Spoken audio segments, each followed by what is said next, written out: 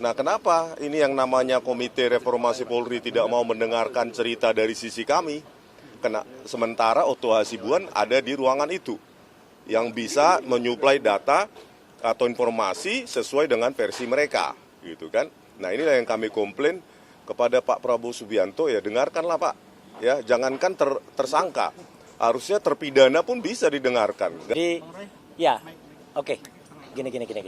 Jadi alhamdulillah sesuai dengan tadi yang disampaikan oleh Mas Refli Harun ya. Jadi Mas Refli Harun menyatakan sendiri bahwa beliau bukan juru bicara ya hari ini. Bukan juga sebagai tim lawyer, tapi adalah sahabat selaku civil society yang berniat membantu kami. Siapapun yang berniat membantu kami itu adalah kami terima dengan baik ya, dan kami husnuzon saja.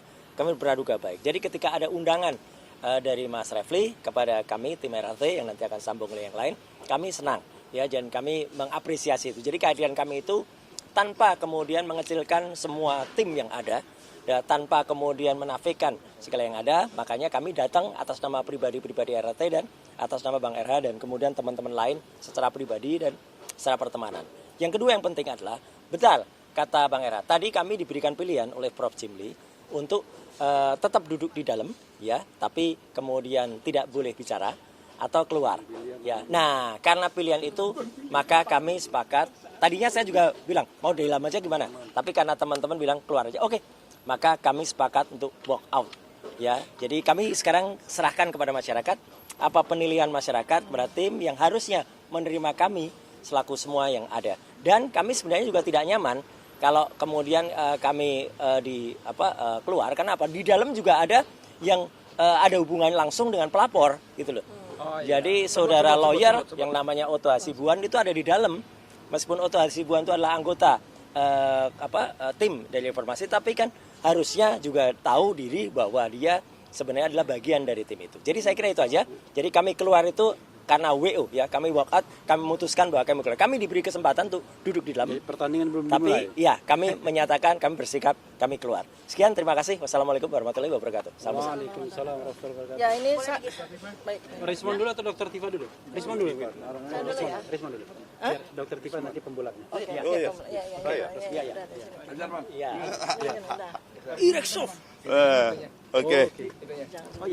Tanpa pertanyaan ya langsung. Jadi benar dikatakan Pak Roy Suryo dan Bang Refli bahwa kami tadi sudah masuk, tetapi ada dua opsi, diminta keluar langsung atau berada di barisan belakang tapi tidak ngomong. Kami kan di sini bukan untuk menjadi penonton, Profesor Jimli, ya kan? Nah, terkait dengan tadi juga kami keberatan. Kenapa kalau kami bawa ini kasus kriminalisasi terhadap kami, akademisi, peneliti, dan aktivis, di situ ada juga Profesor Otto Hasibuan yang dari kantor pengacaranya mendampingi atau menjadi PH dari pelapor Joko Widodo. Ya, jadi itu tidak fair. Kami komplain kepada Profesor Jimli. Kenapa sedangkan jurnalis saja kalau sebisa mungkin cover both sides, mendengar cerita dari dua sisi.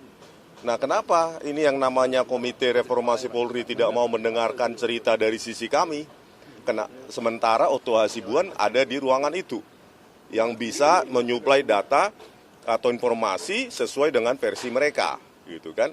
Nah, inilah yang kami komplain kepada Pak Prabowo Subianto, ya dengarkanlah Pak, ya jangankan tersangka, harusnya terpidana pun bisa didengarkan, nggak ada undang-undang melarang itu.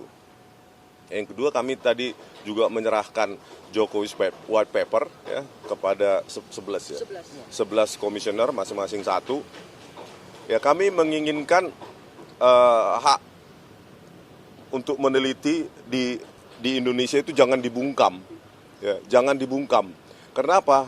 Yang kami teliti kan dokumen publik. Ya, ijazah Joko Widodo sebagai presiden itu kan dokumen publik. Ya, kami menjawab dan simpulkan palsu, ya tinggal dibalas oleh ahlinya, simpulkan asli, biarkan rakyat yang menilai dan menyimpulkannya.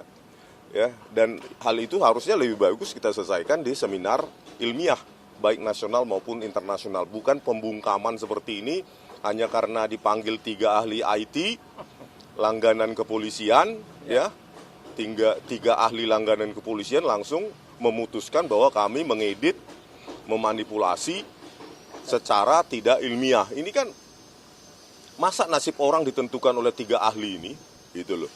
Kan mereka kan tidak punya otoritas untuk mengatakan kami tidak ahli, tidak kompeten, tidak ilmiah, hanya karena mereka sering dipakai oleh kepolisian. Jadi Prof. Jimli sebaiknya diadakan lagi atau diselenggarakan lagi hal seperti ini, dibuka lagi. Jangan sampai Komite Reformasi Polri dipersepsikan masyarakat hanya mau mendengar apa yang ingin didengar.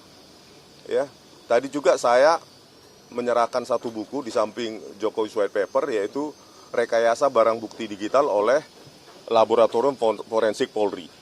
Ya, di situ aktornya ada Tito Karnavian, Krisnamurti, Muhammad Nur Al-Azhar, dan lainnya.